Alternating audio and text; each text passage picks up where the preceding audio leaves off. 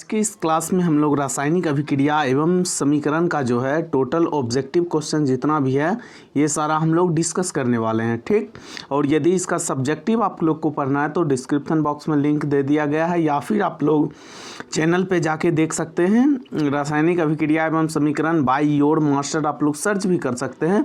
वहाँ पे एकदम बिल्कुल A to Z एकदम जीरो से लेके हीरो लेवल तक आप लोग को पढ़ाया गया है। उसके बाद हम लोग ऑब्जेक्टिव का क्लास लेके आए हैं, ताकि यदि कोई ऑब्जेक्टिव आप लोग को समझ में नहीं आता है तो यहाँ से आप लोग का समाधान हो पाएगा। ठीक, तो देख लीजिए सबसे पहला प्रश्न है, और आप लोग को प्रश्न बताने से पहले हम आप लोग को बता दें कि कॉपी पेन लेके बैठिए और 1 2 3 इस तरह से नंबरिंग कर लीजिए। ठीक, और नंबरिंग करने के बाद जैसे हम प्रश्न नंबर 1 लाएँ तो आप अपने हिसाब से जो है इसका उत्तर चूज कर लीजिए, ए होगा, बी होगा, सी होगा या फिर डी होगा। और जैसे ही हम आप लोग को बताएं आंसर क्या होगा तो आप लोग जो है उस आंसर को यदि आपका सही होता है तो सही और यदि गलत होता है तो गलत कर लीजिएगा, ताकि जब क्वेश्चन समाप्त हो तो आपको पता चले कि थ्योरी पढ़ने के बाद आप लोग को कितना समझ में आया है और कितना आपसे क्वेश्चन बन पा रहा है। ठीक, तो देख लीजिए सबसे पहला प्रश्न है, लोहा को जिंक से लेपित करने की क्रिया को क्या कहते हैं। अब देख लीजिए केमिस्ट्री को हम थ्योरी के क्लास में तो समझाए ही हैं, लेकिन इसमें भी थोड़ा बहुत समझाते हैं। देखिए केमिस्ट्री जो है बच्चा को जो है आता पहले से है, तो बोलिएगा सर आता पहले से है तो हमको पढ़ना क्या है। तो केमिस्ट्री में पढ़ना कुछ नहीं होता है, बस उसका भाषा समझना होता है। क्या होता है, भाषा समझना होता है। ठीक, तो देखिए यहाँ पे देख लिए लगेगा कि बहुत बड़ा प्रश्न पूछ दिया है, लेकिन ये कोई बड़ा प्रश्न नहीं है। अब देखिए यहाँ पूछा क्या है, लोहा को जिंक से, मतलब सिंपल आपके घर में कोई भी लोहा होगा, ठीक, जो भी घर में मान लीजिए फेंक देते होंगे, मान लीजिए लोहा का क्या है, मान लीजिए कुछ भी है, लोहा का गेट है, मान लीजिए आपका घर में क्या है, लोहा का गेट है। अब देख लीजिए इस गेट को, चाहे फिर कोई लोहा का सामान है, उसको आप फेंक दीजिएगा ऐसे तो उसमें जंग लग जाता है। और जंग किसके कारण लगता है, हवा, और ये भी आप लोग देख लीजिएगा हवा और पानी के संपर्क में आने से। कोई भी लोहा को आप लोग हवा और पानी के संपर्क में लाइए, जंग लग जाएगा। जैसे बाहर फेंका हुआ लोहा रहता है, उसमें हवा तो लगता ही है, और नमी और पानी वर्षा पड़ने की वजह से, और हवा में नमी भी रहता है, तो जंग लगना लोहा में निश्चित हो जाता है। ठीक, तो यहाँ क्या कर रहा है, लोहा को जिंक से लेपित क्यों किया जाता है, तो देखिए सॉरी क्रिया को क्या कहते हैं ये पूछा गया है। तो लोहा को हम जिंक से लेपित करते हैं, मतलब लोहा है, लोहा का गेट है, ठीक। अब मान लीजिए हम जिंक का पेंट ले आए, पेंट जो अपना लोग पेंट लाते हैं मार्केट से खरीद के और लोहा सॉरी दरवाजा में रंगते हैं, तो पेंट जिंक का लेके इस पर लेपित कर दीजिए, तो इस पर क्या होगा, जिंक का लेप चढ़ा दिए तो लोहा डायरेक्ट हवा और पानी के संपर्क में आएगा नहीं, और जैसे ही हवा और पानी के संपर्क में नहीं आएगा तो जंग नहीं लगेगा। तो लोहा का पर जिंक का लेपित करते हैं हम लोग जंग से बचाने के लिए, और इस प्रक्रिया को क्या कहते हैं, गैल्वेनीकरण। क्या कहते हैं, गैल्वेनीकरण, इंग्लिश में गैल्वेनाइजेशन कहते हैं। ठीक, इंग्लिश में क्या कहते हैं, गैल्वेनाइजेशन। तो उम्मीद करते हैं आप लोग इस प्रश्न को समझ गए होंगे। चलिए अगले प्रश्न की ओर चलते हैं। अगला प्रश्न देख लीजिए, सिल्वर क्लोराइड का रंग क्या होता है। सिल्वर क्लोराइड का रंग क्या होता है, सिल्वर क्लोराइड, Ag मतलब होता है चांदी, ये तो आप लोग को पता होगा, जिसको नहीं पता लिख लीजिएगा। Ag मतलब चांदी होता है, Cl मतलब होता है Cl2 क्या होता है, क्लोरीन। Cl2 क्या होता है, chlorine gas, Cl2 chlorine gas. ठीक, Cl मतलब क्लोरीन। तो ये देख लीजिए चांदी हो गया, ये हो गया क्लोरीन। तो यहाँ क्या पूछ रहा है, सिल्वर क्लोराइड का रंग क्या होता है, AgCl, इसका रंग पूछ रहा है। AgCl का रंग कैसा होता है, तो कैसा होता है रंग इसका, श्वेत होता है। कैसा, श्वेत, श्वेत मतलब सफ़ेद, सफ़ेद रंग होता है AgCl का। ठीक, एल्युमिनियम क्लोराइड का। चलिए अगले प्रश्न की ओर चलते हैं। जस्ता तथा तनु हाइड्रोक्लोरिक अम्ल की अभिक्रिया के फलस्वरूप निम्न में कौन सा गैस बनता है। जस्ता, जैसे देखिए जो चीज़ बोला है आप लोग को, केमिस्ट्री इतना इजी है, आप हम लोग को हमसे पढ़ने के बाद आप लोग को समझ में आ जाएगा। ठीक, केमिस्ट्री इतना इजी है जितना कि आप लोग को लगता है हार्ड है। ठीक, देखिए जिंक क्या होता है, जस्ता मतलब क्या हुआ, जिंक, और तथा तनु हाइड्रोक्लोरिक अम्ल की अभिक्रिया, जैसे ही अभिक्रिया बोले प्लस जोड़ दीजिए, समझ लीजिए जाइए इसमें कुछ न कुछ होवे करेगा। अभिक्रिया मतलब कौन चीज़, एक चीज़ को दूसरे चीज़ मिला के फेंट दीजिए अभिक्रिया। चावल में नमक मिलाइए और उसके बाद दाल मिला दीजिए, दोनों को एकदम दीजिए हाई टेम्परेचर पर डेगची में रख के दीजिए, उसको पका, बन गया खिचड़ी, खिचड़ी बन गया, अभिक्रिया हो गया। अचार जैसे बनाते आप लोग, घर में बहुत सारा अभिक्रिया आप लोग करते रहते हैं, लेकिन आप लोग को पता नहीं चलता काहे, इसलिए बोले केमिस्ट्री में आप लोग को सिर्फ भाषा समझना है। ठीक, केमिस्ट्री आप लोग को ऑलरेडी आता है, बस भाषा समझना। अब देख लीजिए जिंक, जिंक का क्या होता है, जिंक का होता है फॉर्मूला Zn, सॉरी जी हाँ, जिंक का फॉर्मूला क्या होता है Zn प्लस हाइड्रोक्लोरिक अम्ल का फॉर्मूला क्या होता है HCl। HCl मीन्स हाइड्रोक्लोरिक अम्ल, और ये हाइड्रोक्लोरिक अम्ल जो है पेट में भी रहता है। मनुष्य के पेट में कौन सा अम्ल रहता है, हाइड्रोक्लोरिक अम्ल। और जिंक, लोहा पर जिंक की चढ़ाने की क्रिया क्या कहते हैं, गैल्वेनाइजेशन। क्या कहते हैं, गैल्वेनाइजेशन, जो कि पहले हम लोग बता चुके हैं। ठीक, HCl हमारे पेट में रहता है। अब देखिए जिंक और HCl की अभिक्रिया कराएंगे तो कौन सा गैस बनेगा, कौन सा गैस बनेगा, आप लोग बताइए कौन सा गैस बनेगा। अब देख लीजिए एक हम बहुत ही अच्छा मतलब कंसेप्ट दिए हुए हैं, एक बहुत ही अच्छा कंसेप्ट थ्योरी के क्लास में दिए हुए हैं, इस क्लास में भी देते हैं। देख लीजिए, सबसे पहले तो इतना समझिए कि आप लोग जो है सब्जी बनाए, ठीक, या फिर आप लोग जो है खाना बनाए, तो खाना बनाने में आप लोग चावल दाल लिए, ठीक, चावल दाल को मिला के खाना बनाए, चावल, ठीक, चावल प्लस दाल को मिला के खाना बनाए, और जब खाना बन जाएगा कुछ देर बाद तो आप उसको उल्टा के देखिएगा तो उसमें खीर थोड़ी भी मिलेगा जी, खीर मिलेगा, या फिर क्या बोलते हैं सेवई मिल जाएगा, सेवई, या फिर उससे रसगुल्ला निकलेगा, बताइए आप लोग, रसगुल्ला निकलेगा उससे, नहीं निकलेगा, नहीं निकलेगा। तो उसी तरह देख लीजिए जब जिंक और हम HCl का अभिक्रिया कराएंगे तो इससे हमको CO2 कैसे निकला है, जबकि हम CO2 डालबे नहीं किए इसमें कहीं CO2 आपको नज़र आ रहा है, जिंक में CO2 नज़र आ रहा है और HCl में CO2 नज़र आ रहा है, तो नहीं नज़र आ रहा तो ये तो होगा ही नहीं। उसके बाद N2 नज़र आ रहा है, नाइट्रोजन कहीं नज़र आ रहा है, Zn। अब बोलिएगा सर ये N तो नज़र आ रहा है, छोटा ये N जिंक का है, जिंक का N है, ठीक, नाइट्रोजन रहता तो प्लस N रहता, ठीक, तो ये भी नहीं होगा। अब देख लीजिए क्या SO2 नज़र आ रहा है, कहीं पे नहीं नज़र आ रहा, नज़र क्या आ रहा है, H नज़र आ रहा है, तो हाँ नज़र आ रहा है, यहाँ पे H नज़र आ रहा, तो ऑप्शन नंबर C हमारा राइट हो जाएगा। क्या हो जाएगा, option number C is right answer. बहुत ही अच्छा कंसेप्ट आप लोग को बताया, तो सोचिए थ्योरी का क्लास कितना अच्छा से आप लोग को समझाए होंगे, ठीक। तो आप लोग जाके एक बार ज़रूर हमारे चैनल को विजिट कीजिएगा, ठीक ना। अगले प्रश्न की ओर चलते हैं हम लोग, देख लीजिए चौथा नंबर प्रश्न, निम्न में कौन एक दहन अभिक्रिया है। दहन मतलब क्या होता है, कोई भी चीज़ का जलना दहन होता है। कोई भी चीज़, लकड़ी लीजिए, इसमें आग लगा दीजिए, ये क्या हो रहा है, दहन हो रहा है। हम लोग घर में खाना बनाते हैं, कौन प्रक्रिया, लकड़ी का जलना कौन प्रक्रिया, दहन। गैस सिलेंडर से हम लोग खाना बनाते हैं, गैस का जलना कौन सा प्रक्रिया, दहन, मतलब आग लगना नॉर्मली। तो जल का उबलना दहन है जी। पानी, कोई बर्तन है और इसमें पानी उबल रहा है, दहन थोड़ी है, तो ये होगा, नहीं होगा। मोम का पिघलना, अब देख लीजिए मोम, इसमें बच्चा बहुत सारा फंस जाता है, बहुत सारा बच्चा इसमें फंसता है। मोम का पिघलना और मोम का जलना दोनों दो प्रक्रिया है। अब देखिए मोमबत्ती जैसे आप लोग लीजिए, मोमबत्ती लीजिए, ये जल रहा है तो ये दहन अभिक्रिया है, क्या है, दहन अभिक्रिया है। लेकिन मोम पिघल रहा है, मोम पिघल रहा है, तो ये दहन अभिक्रिया थोड़ी है जी। मोम पिघलता तो ऐसे भी आप लोग धूप में रख दीजिएगा, मोम पिघल जाएगा, तो ये दहन अभिक्रिया थोड़ी हुआ जी। मोम जब जलता है, जब मोमबत्ती को हम लोग जलाते हैं तब वो दहन अभिक्रिया हुआ, क्या हुआ, दहन अभिक्रिया। तो ये भी नहीं होगा, बहुत सारा बच्चा इसमें गलत टिक मारता। और पेट्रोल का जलना ऑब्वियस सी बात है भाई, दहन हो रहा, इनमें से कोई नहीं तो होगा नहीं, क्योंकि ये हो जाएगा। तो इसका कौन सा आंसर सही हो जाएगा, ऑप्शन नंबर C, पेट्रोल का जलना, ठीक।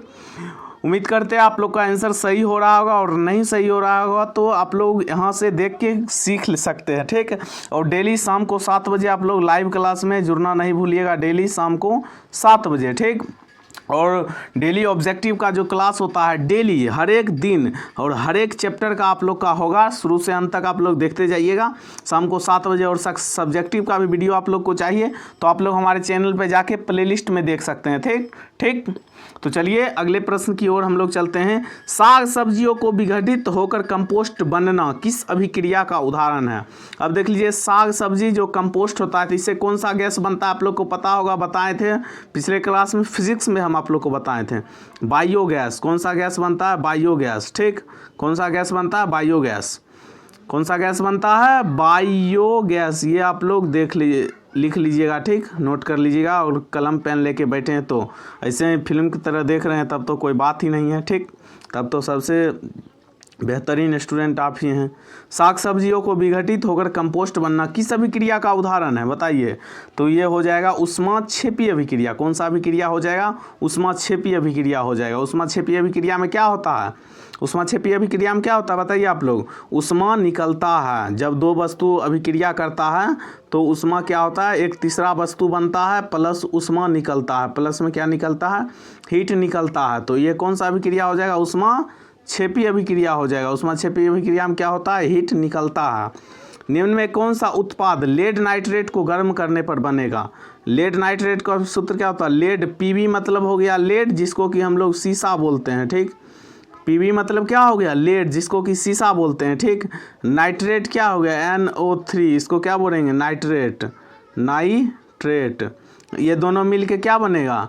लेड नाइट्रेट, PbNO3 क्या बना? Lead nitrate. अब बोल रहा है इसको गर्म करेंगे, इसका मतलब होता है हीट देना, ठीक। केमिस्ट्री के भाषा में इसका मतलब होता है टेम्परेचर देना, ठीक। PbNO3 को जो है हम लोग गर्म करेंगे तो कौन सा गैस प्राप्त होगा बताइए आप लोग? कौन सा गैस प्राप्त होगा?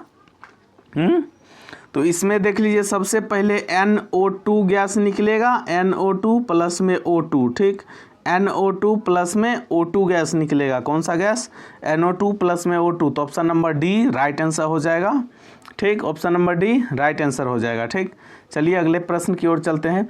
निम्न में कौन सही है? अब देख लीजिए, ये तो सीधा सीधा सूत्र पूछ दिया है। निम्न में कौन सा सूत्र सही है? ये किस चीज़ का सूत्र इसमें दिया हुआ है, समझ रहे हैं आप लोग? ये क्या बोलते हैं इसको?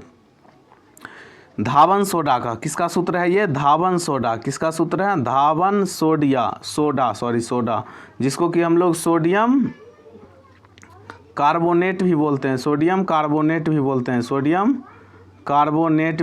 सोडियम कार्बोनेट भी बोलते हैं। धावन सोडा का सूत्र क्या होता है आप लोग बताइए? Na2CO3 10H2O। क्या होता है? 10H2O, Na2CO3 10H2O पूछेगा। और एक प्रश्न ये भी पूछ सकता है कि धावन सोडा में कितना मोल पानी रहता है? तो ये H2O मतलब किसका है? H2O जल का है फॉर्मूला, और ये कितना है? 10। तो 10 मोल पानी रहता है, ठीक। धावन सोडा में कितना मोल पानी रहता है? 10 मोल पानी रहता है। कितना मोल पानी रहता है? 10 मोल पानी रहता है। तो इसका option number B right answer हो जाएगा।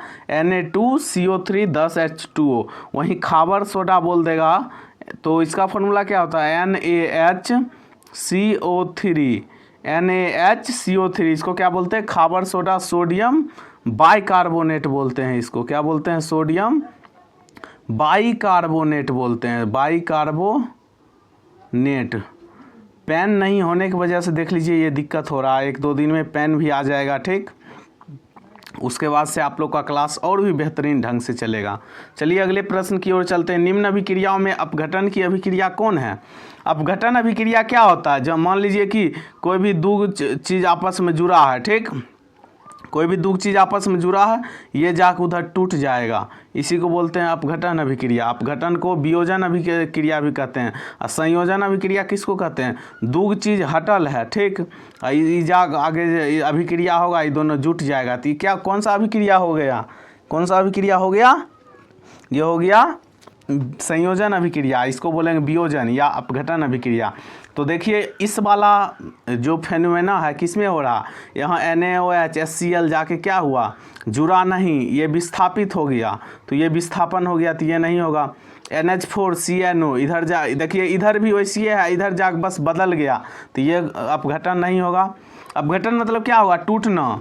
तो यहाँ देखिए H2 और HI ये दोनों अलग था, यहाँ आगे जुड़ गया, तो ये अपघटन थोड़ी होगा, ये तो संयोजन हो गया। ई देखिए ऑप्शन नंबर सी, ई एक था, ठीक। इधर जाकर 2 गो में बट गया, मतलब अपघटन हुआ, मतलब टूटा। तो ये कौन, यहाँ क्वेश्चन क्या कर रहा है? कौन सा अपघटन अभिक्रिया? तो option number C right answer हो जाएगा, ठीक। चलिए नंबर प्रश्न की ओर चलते हैं हम लोग। Fe2O3 + 2Al और इसको जो है रिएक्शन कराएं, उसके बाद क्या हुआ? Al2O3 + 2Fe।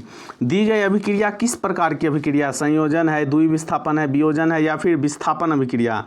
तो आप यहाँ पे नॉर्मली देखिएगा कि देखिए Fe2O3 और 2Al, तो इसमें हम आप लोग को क्या बताएं, देखिए इधर आके क्या हुआ, Al2O3 हुआ, Al2O3, ठीक, क्या हुआ Al2O3, Al ये है और इसका वाला O3 ले लिया, ठीक, इसका वाला O3 लेके ये अकेला चल गया। जब ये अकेला था इसका वाला एक चोरा के ये दूग हो गया, इसको अकेला छोड़ दिया, तो इसको क्या किया, विस्थापन कर दिया। तो इसको कौन अभिक्रिया कहेंगे, विस्थापन अभिक्रिया। जैसे देखिए ये दूग है, ठीक, नॉर्मली समझिए विस्थापन अभिक्रिया, ये दोनों है, इधर जाके की किया, इसका वाला के लेक सटा लिया अपने में, इसका वाला के लिए की किया, अपने में सटा लिया। देखिए अल्मुनियम है ना जी, ये O3 इसके साथ था, ये अपने साथ पटा लिया इसको, ठीक, इधर Fe को अकेले छोड़ दिया, ये फौसला भला जो है ना अपन दोस्त बना लिया एकरा। इधर अकेला था, ये दोनों दोस्त था, खूब खिलाता पिलाता था दोनों दोस्त का। इधर आया की किया, कुछ फुसला खिलाए पिलाए दिन होगा इसको, तो इधर लेकर आ गया, ये बेचारा का अकेले इधर छोड़ दिया। तो कौन चीज हुआ, अल्मुनियम ने ऑक्सीजन को विस्थापित कर दिया, अल्मुनियम ने ऑक्सीजन को विस्थापित कर दिया, अतः यह अभिक्रिया विस्थापन अभिक्रिया होगा। विस्थापन अभिक्रिया नॉर्मल समझिए, अकेला आदमी दोसर का आदमी के जौराती के फुसला के अपना ज्वार में कर लिया। अकेला आदमी है, एकर जौराती के ऑक्सीजन को फुसला के अपना ज्वार कर लिया। ये देखिए Fe2O3 था, बेचारा ज्वार में था, एकरा अकेला छोड़ दिया, यही हुआ विस्थापन अभिक्रिया। समझे जी, उम्मीद करते हैं आप लोग समझ गए होंगे। अगले प्रश्न की ओर चलते हैं, 10वां प्रश्न। लौह चूर्ण पर तनु हाइड्रोक्लोरिक अम्ल डालने से क्या होता है। लौह चूर्ण मतलब समझ लीजिए डायरेक्ट Fe मतलब लोहा, इस पर तनु हाइड्रोक्लोरिक अम्ल डालेंगे तो क्या होगा, बताइए क्या होगा। हाइड्रोजन गैस निकलेगा और आयरन क्लोराइड बनाएगा, ये क्या होगा, FeCl+H2, हाइड्रोजन गैस निकलेगा, आयरन क्लोराइड बनाएगा, तो option number A right answer हो जाएगा। आयरन क्लोराइड, FeCl क्या बोलेंगे, Fe मतलब होता है आयरन और Cl क्लोराइड, आयरन क्लोराइड बनाया, प्लस में हाइड्रोजन गैस मुक्त करेगा, ठीक। ये सब अभिक्रिया बहुत ही इंपॉर्टेंट है, आप लोग लिखते जाइएगा, कॉपी में नोट करते जाइएगा, ठीक। श्वसन किस प्रकार की अभिक्रिया है, बताइए। जो हम सांस लेते हैं ये किस प्रकार की अभिक्रिया है, जो सांस लेते हैं, अपचयन, उपचयन, संयोजन, वियोजन। तो देखिए ऑक्सीकरण अभिक्रिया में क्या होता है, ऑक्सीकरण में ऑक्सीजन का जुड़ना, ऑक्सीजन का जुड़ना, ऑक्सीजन का जुड़ना, इसी को हम लोग कहते हैं उपचयन अभिक्रिया, इसी को क्या कहते हैं, उपचयन अभिक्रिया, ठीक। और अवकरण अभिक्रिया में क्या होता है, अवकरण इसमें क्या होता है, इसमें देखिए ऑक्सीजन का जुड़ना होता है और हाइड्रोजन का जो है हटना होता है। हाइड्रोजन जब हटता है ऑक्सीजन जुड़ता है, उस अभिक्रिया को कहते हैं ऑक्सीकरण। अवकरण किसको कहते हैं, जब ऑक्सीजन जो है हटता है और हाइड्रोजन जुड़ता है, ठीक, हाइड्रोजन जुड़ता है, तो इसको क्या कहेंगे, अवकरण। तो यहाँ हमसे पूछा क्या, श्वसन किस प्रकार की अभिक्रिया, तो सांस जब लेते हैं तो ऑक्सीजन लेते हैं जी, तो ऑक्सीजन जुड़ता है, कौन चीज़ होता है, ऑक्सीजन जुड़ता है, तो कौन का अभिक्रिया होगा, ऑक्सीकरण। इसी को कहते हैं हम लोग उपचयन अभिक्रिया, इसी को कौन सा अभिक्रिया कहते हैं, उपचयन अभिक्रिया। तो option number A right answer हो जाएगा, उपचयन अभिक्रिया, ठीक। देखिए टाइम बहुत ही जा रहा है आप लोग का, आप बोलिएगा कितना धीरे धीरे एक्सप्लेन कर रहे हैं, लेकिन ये आप लोग के लिए ही फ़ायदामंद है। हमको क्या, हम तो ऑब्जेक्टिव है ऐसे ऐसे टिक मार के सारा प्रश्न आएंगे, क्वेश्चन लेकर आएंगे, टिक मार के चल जाएंगे, उससे आपको कोई फ़ायदा नहीं होने वाला है, ठीक। जब तक एक्सप्लेन नहीं करेंगे तब तक आप लोग को कोई भी फ़ायदा नहीं हो रहा है। बंद कमरा में जो है गर्म में बिना पंखा चलाए आप लोग के लिए क्लास को हम ले रहे हैं। पंखा इसलिए नहीं चला रहे हैं ताकि आप लोग के क्लास में जो है नॉइज जाएगा और आप लोग को सुनने में दिक्कत होगा, ठीक। लेकिन आप लोग इस बात को समझ नहीं रहे हैं, ठीक। आप लोग क्लास को लास्ट तक देखते जाइएगा, टोटल ऑब्जेक्टिव आप लोग से सॉल्व हो जाएगा, ठीक। अब देखिए यहाँ 12 नंबर प्रश्न, CO+H2 एरो इधर अभिक्रिया होने के बाद CO+H2O किस प्रकार की अभिक्रिया है, बताइए आप लोग। देखिए यहाँ पे क्या हुआ, अभी हम आप लोग को बताए थे ऑक्सीकरण, रुकिए इसको इंग्लिश में ही लिख देते हैं, ऑक्सीकरण, जिसको कि ऑक्सीडेशन, फिर आप लोग कंफ्यूज हो जाइएगा, छोड़िए ऑक्सीकरण ही लिखते हैं। क्या वो लिखें, ऑक्सीकरण लिखने में नहीं बन रहा है, देख लीजिए आप लोग। पेन जो है कहीं खो गया है, तो दूसरा पेन यहाँ पे मिल नहीं रहा है, तो ऑर्डर किए हैं फ्लिपकार्ट से, ठीक, तो आएगा। अब देख लीजिए ऑक्सीकरण इधर कर दिए, अवकरण इधर लिख दिए, ठीक। अवकरण। अब देखिए ऑक्सीकरण में क्या होता है, ऑक्सीजन का जुड़ना, हाइड्रोजन का निकलना, हाइड्रोजन का निकलना। लेकिन अवकरण में क्या होता है, अवकरण में होता है ऑक्सीजन का निकलना, हाइड्रोजन का जुड़ना। ठीक, हाइड्रोजन का जुड़ना, दोनों अलग अलग है। ठीक, ऑक्सीकरण अभिक्रिया को ही उपचयन अभिक्रिया कहते हैं, ऑक्सीकरण को ही उपचयन अभिक्रिया कहते हैं, अवकरण को ही अपचयन अभिक्रिया कहते हैं। अवकरण को क्या कहते हैं, अपचयन अभिक्रिया। ठीक, तो अब देख लीजिए यहाँ क्या हो रहा है, CuO+H2। अब देखिए Cu यहाँ कॉपर था, ठीक, कॉपर है ना, कॉपर से ऑक्सीजन निकल गया, तो ऑक्सीजन का निकलना कौन सा अभिक्रिया कहलाएगा, ऑक्सीजन का निकलना कौन सा अभिक्रिया कहलाएगा, बताइए आप लोग। ऑक्सीजन का निकलना कौन सा अभिक्रिया कहलाएगा, ऑक्सीजन का निकलना कौन सा अभिक्रिया कहलाएगा, अपचयन अभिक्रिया कहलाएगा।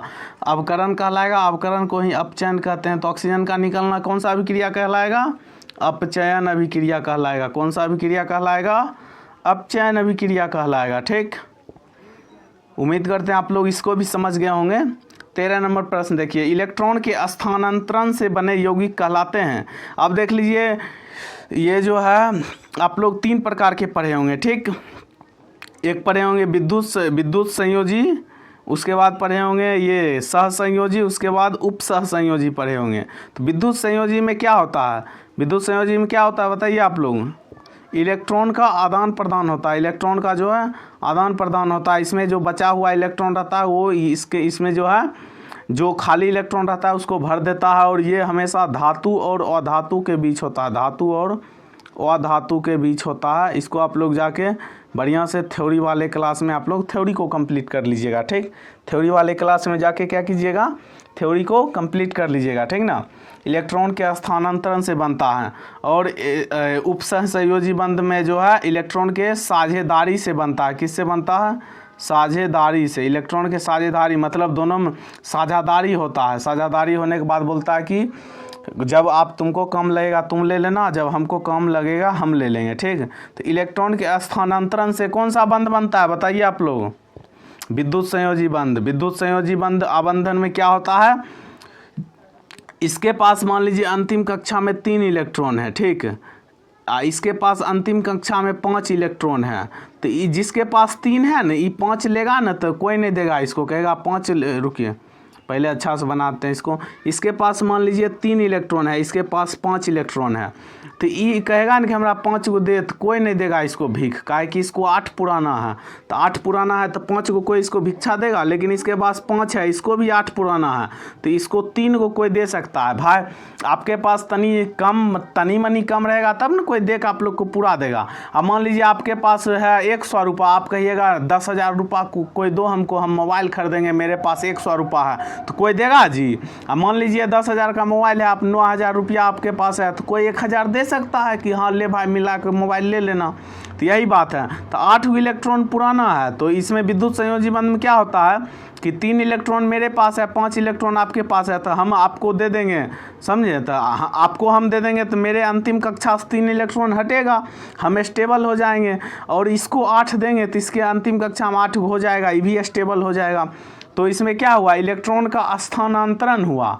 इलेक्ट्रॉन का स्थानांतरण हुआ मतलब कि लो तुम जो मेरे पास बाकी है वो तुमको देते हैं, तुम्हारा पूरा हो जाएगा, तुम भी खुश हम भी खुश। ठीक, तो ये होता है विद्युत संयोजी बंध में इलेक्ट्रॉन का स्थानांतरण। लेकिन इलेक्ट्रॉन का साझेदारी किस में होता है, यह होता है सहसंयोजी बंध में। ठीक, तो यहाँ बोल रहा है इलेक्ट्रॉन का स्थानांतरण से बने यौगिक क्या कहलाते हैं, विद्युत संयोजी आबंध कहलाते हैं। ठीक, चलिए क्वेश्चन नंबर 14 पर चलते हैं। नीचे दी गई अभिक्रिया में कौन सा कथन सही है, बोलिए आप लोग कौन सा कथन सही है। यहाँ देख लीजिए 2Cu मतलब कॉपर के साथ ऑक्सीजन है। ठीक, और कॉपर प्लस ऑक्सीजन है, इधर आके ऑक्सीजन कॉपर के साथ जुड़ गया, तो ऑक्सीजन का जुड़ना ऑक्सीकरण, ऑक्सीजन का जुड़ना ऑक्सीकरण, ऑक्सीजन का जुड़ना ऑक्सीकरण, ऑक्सीजन का जुड़ना 10 बार बोलिए मेरे साथ आप लोग, ऑक्सीजन का जुड़ना ऑक्सीकरण, ऑक्सीजन का जुड़ना ऑक्सीकरण। तो यहाँ कॉपर का क्या हो रहा है, ऑक्सीकरण। बस इतना सिंपल केमिस्ट्री है, आप लोग ना जाने कैसे इतना हार्ड बना के रखे हुए हैं।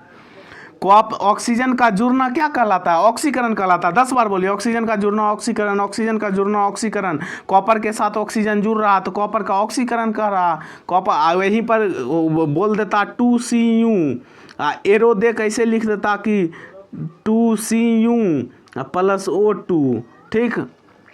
मैं सॉरी यहाँ पर लिख देता 2CuO है ना, यहाँ लिख देता 2Cu प्लस O2, तो बोलता है यहाँ क्या हो रहा है? तो यहाँ बोल रहा होगा क्या, कॉपर का जो है ना अवकरण होगा। काहे कि यहाँ पे कॉपर, यहाँ पे एक साथ था, यहाँ ऑक्सीजन निकल गया, यहाँ ऑक्सीजन निकल गया तो क्या हुआ, कॉपर का क्या हुआ, कॉपर का अवकरण हो गया, अवकरण हो गया। लेकिन यहाँ पहले से कॉपर के पास नहीं है, लेकिन यहाँ कॉपर के साथ मिल गया तो कॉपर का ऑक्सीकरण हो गया, ठीक। इसी को उल्टा देगा तो भाई ऐसे हो जाएगा, ठीक। समझ गए ना? उम्मीद करते हैं आप लोग समझ रहे होंगे, ठीक। चलिए अगले प्रश्न की ओर चलते हैं। और यदि आप लोग को कुछ भी समझ नहीं आया तो कमेंट बॉक्स में कमेंट कीजिएगा, ताकि हम और भी सुधार करें, क्योंकि ऐसे तो पता नहीं चलेगा हमको कि समझ आ रहा है आपको कि नहीं आ रहा।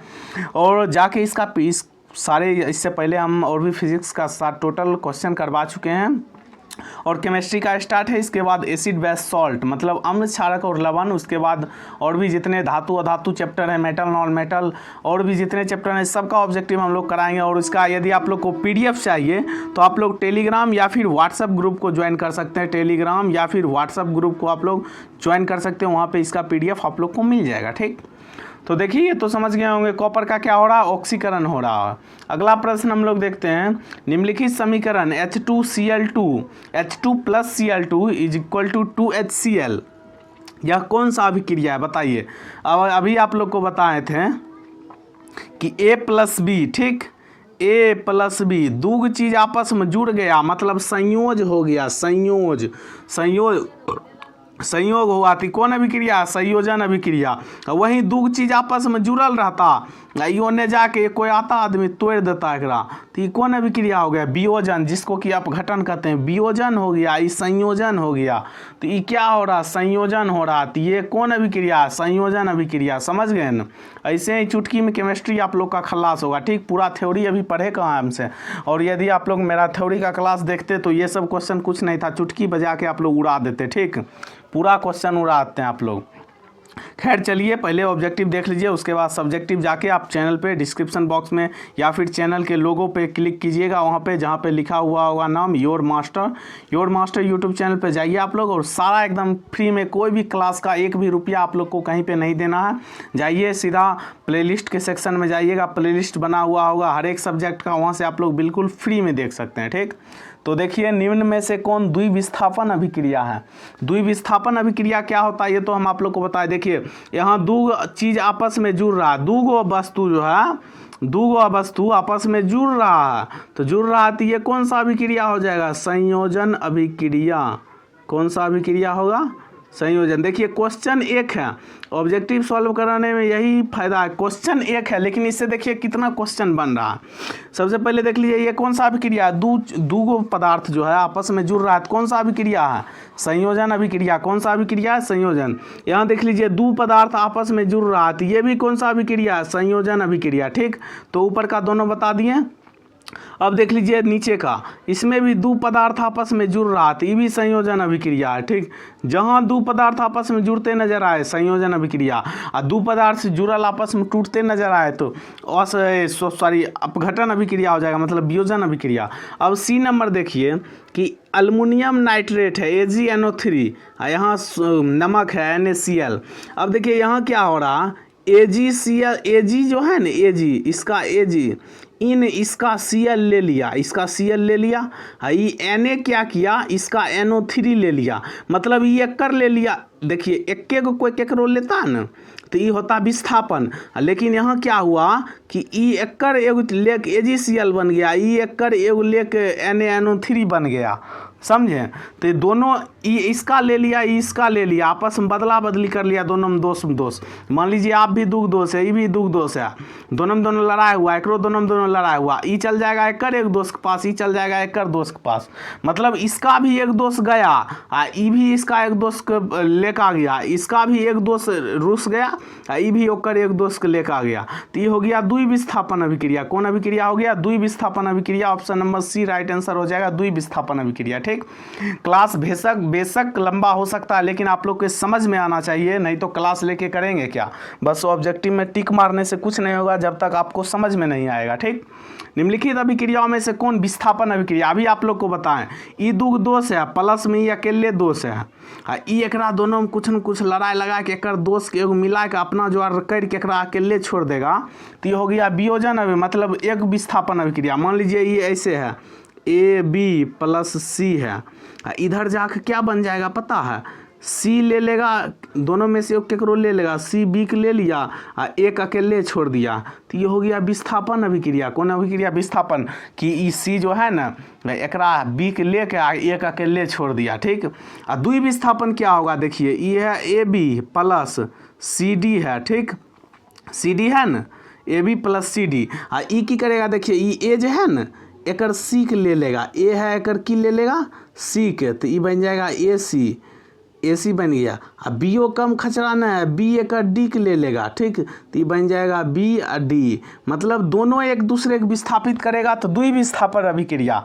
लेकिन एगो विस्थापन करके एगो अकेला छोड़ देगा तो एक विस्थापन अभिक्रिया। तो देखिए यहाँ पूछ रहा विस्थापन अभिक्रिया कौन है, तो हो गया वियोजन अभिक्रिया, एगो जाके दो भाग में टूट रहा है तो हो गया वियोजन अभिक्रिया। यहाँ क्या होगा, दो यहाँ रुकिए, यहाँ क्या हो रहा है देख लीजिए, सी ए O plus 2HCl, CaCl2 plus H2O बन रहा है, ठीक। यहाँ क्या बन रहा है Fe plus CuSO4, FeSO4 plus Cu, NaOH plus HCl, NaCl plus H2O। यहाँ पे देख लीजिए NaOH, तो NaCl इसका ले लिया, ये H जो है इसका वाला और ले लिया, ठीक। तो ये बने ये जो है संयोजन अभिक्रिया, देख लीजिए एक नंबर संयोजन अभिक्रिया है, दूसरा नंबर जो है द्वि विस्थापन अभिक्रिया है, तीसरा नंबर भी द्वि विस्थापन अभिक्रिया है, ठीक। लेकिन ये अभिक्रिया देख लीजिए सिर्फ एक विस्थापन है, कैसे, Fe जो है इसका SO4 चुरा लिया, इसको अकेले छोड़ दिया, ई भी एक कर कुछ लेता तब ना द्वि विस्थापन हुआ। देखिए ई जो है ना Fe इसका SO4 लेके ये दोनों इधर बन गया, कॉपर का अकेले छोड़ दिया, तो ये हो गया एक विस्थापन। लेकिन इसमें देखिए द्वि विस्थापन कैसे हुआ, Na जो है ना एकर Cl लिया, ठीक, Na इसका Cl लिया, NaCl बन गया, यहाँ H का अकेले छोड़ देता तब नहीं बनता एक विस्थापन, लेकिन HO कम खचराना है, ये भी एक OH ले लिया है, H2O बना दिया, तो ये कौन अभिक्रिया हो गया, द्वि विस्थापन। लेकिन यहाँ पूछा क्या कौन विस्थापन अभिक्रिया है, तो विस्थापन अभिक्रिया हो जाएगा सिंगल विस्थापन ही है, ये दोनों डबल डिस्प्लेसमेंट है, मतलब द्वि विस्थापन है। ये है कौन अभिक्रिया, संयोजन वियोजन अभिक्रिया, ठीक। एक पदार्थ दो पदार्थों में टूट गया, तो ये कौन सा अभिक्रिया है, वियोजन अभिक्रिया। उम्मीद करते हैं आप लोग समझ रहे होंगे, ठीक। और नहीं समझ आ रहा तो आप लोग कमेंट कीजिएगा, ठीक। कमेंट नहीं कीजिएगा तो हमको समझ नहीं आएगा कि आपको समझ आ रहा है या नहीं, ठीक। चलिए अगले प्रश्न की ओर चलते हैं, क्वेश्चन नंबर 18 पर। अवक्षेपण अभिक्रिया से किस प्रकार का लवण प्राप्त होता है, बताइए आप लोग। अवक्षेपण अभिक्रिया से जो है, अवक्षेपण अभिक्रिया किसको बोलते हैं, अवक्षेपण अभिक्रिया से अविलेय लवण प्राप्त होता है, ठीक। चलिए अगले प्रश्न की ओर, 19 नंबर। निम्नलिखित में कौन एक अपघटन अभिक्रिया का उदाहरण है। अपघटन अभिक्रिया क्या होता है, एक पदार्थ किसी दो पदार्थ में टूट जाए, तो अपघटन अभिक्रिया का उदाहरण नहीं है पूछ रहा है। तो देखिए ये एक पदार्थ है दो पदार्थ में टूट गया, तो ये अपघटन अभिक्रिया है। ये एक पदार्थ है दो पदार्थ में टूट गया, अपघटन अभिक्रिया है। लेकिन यहाँ देखिए ये दो पदार्थ है लेकिन एक पदार्थ में जुड़ गया, तो ये संयोजन अभिक्रिया होगा जी, ये संयोजन अभिक्रिया होगा। तो ये संयोजन अभिक्रिया है, वियोजन नहीं है, मतलब अपघटन अभिक्रिया नहीं है। तो option number C right answer हो जाएगा। चलिए अंतिम प्रश्न है और लास्ट प्रश्न है, रेडॉक्स रिएक्शन। रेडॉक्स रिएक्शन में क्या होता है, अपचयन और उपचयन दोनों होता है, अपचयन और उपचयन दोनों होता है, उपचयन दोनों होता है, मतलब ऑक्सीकरण और अवकरण दोनों होता है। ऑक्सीकरण, ऑक्सीडेशन एंड रिडक्शन, ऑक्सीकरण और अवकरण दोनों होता है, मतलब समझिए, मतलब उसमें ऑक्सीजन का जुड़ना ऑक्सीकरण, हाइड्रोजन का निकलना ऑक्सीकरण। इसमें देख लीजिए, इसमें कैल्शियम कार्बोनेट में जो है ऑक्सीजन जुड़ गया, लेकिन यहाँ पर CO2 अकेले रह गया, तो इसमें सिर्फ संयोजन हुआ, ठीक। ऑक्सीजन का जुड़ना संयोजन ऑक्सीकरण हुआ, इसमें सिर्फ ऑक्सीकरण हुआ। रेडॉक्स किसको बोलते हैं? ऑक्सीकरण और अवकरण दोनों एक ही अभिक्रिया में हो जाए तो ये नहीं होगा। H2 + Cl2 ये हो गया 2HCl, ये तो संयोजन अभिक्रिया हो गया। ठीक, यहाँ देख लीजिए फिर 2KClO3 ये क्या हुआ? ये अपघटन अभिक्रिया हो गया, एक पदार्थ दो में टूट गया। ठीक, तो अब बच जाता है ऑप्शन नंबर सी, CaO + 2HCl। अब देख लीजिए CaO 2HCl, Ca से ऑक्सीजन हट गया तो ऑक्सीजन का हटना क्या होता है? अवकरण अभिक्रिया। लेकिन 2HCl यहाँ HCl यहाँ पे जो है H2O ऑक्सीजन जुड़ गया। ठीक, तो ये क्या हो जाएगा? ऑक्सीकरण अभिक्रिया। तो ऑक्सीकरण अवकरण दोनों एक के अभिक्रिया में जब देखने को मिले तो उसको बोलते हैं रेडॉक्स रिएक्शन, मतलब रेडॉक्स अभिक्रिया। ठीक, तो उम्मीद करते हैं आप लोग को पूरा A to Z कंप्लीट समझ में आया होगा। और देख लीजिए आगे इसका आंसर भी हम आप लोग को बना के रखे हुए हैं ताकि आप लोग को PDF में दे सके। ठीक, तो उम्मीद करते हैं आप लोग को सारा A to Z समझ में आया होगा। और चैनल को अगर समझ में आया तो, नहीं समझ में आया तो आप लोग कुछ नहीं कीजिए, और समझ में आ गया तो लाइक कर दीजिएगा वीडियो को। लाइक करने के बाद जो है चैनल को सब्सक्राइब कर लीजिएगा फ्री में तैयारी करने के लिए। और यदि अच्छा नहीं लगा तो आप लोग डिसलाइक कर सकते हैं, लेकिन कीजिएगा ताकि पता चले हम लोग को अच्छा लगा या फिर नहीं। और अच्छा नहीं लगा तो कमेंट करके भी बताइएगा कि और बेहतर इससे हम पढ़ा सकें आप लोग को। ठीक, तो उम्मीद करते हैं आप लोग को अच्छा लगा होगा। मिलते हैं नेक्स्ट क्लास में नेक्स्ट डे। ठीक, तब तक के लिए जय हिंद।